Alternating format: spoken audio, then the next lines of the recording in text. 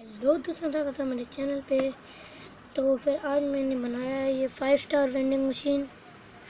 इसमें ऊपर की तरफ 5 स्टार भरी हुई हैं, आप देख सकते हैं। तो इसका कार्ड फुल करते हुए एक 5 स्टार बाहर निकलेगी तो चल सकते हैं।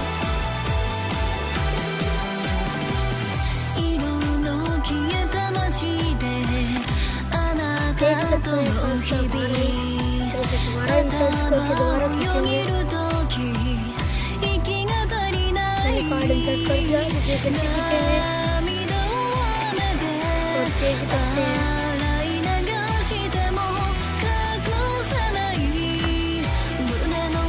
ऊपर अभी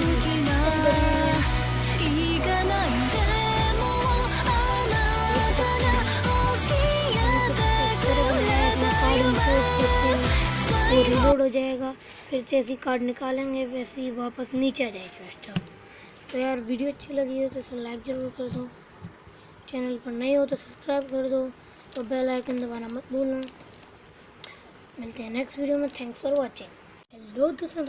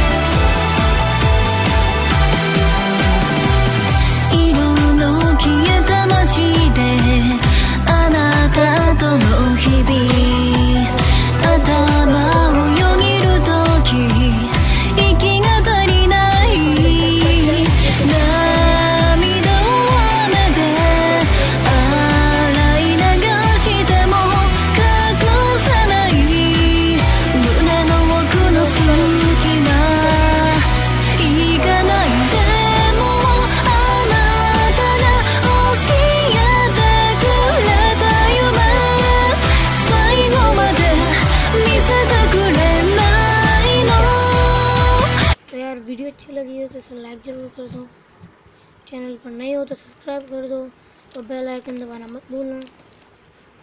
मिलते हैं नेक्स्ट वीडियो में। Thanks for watching.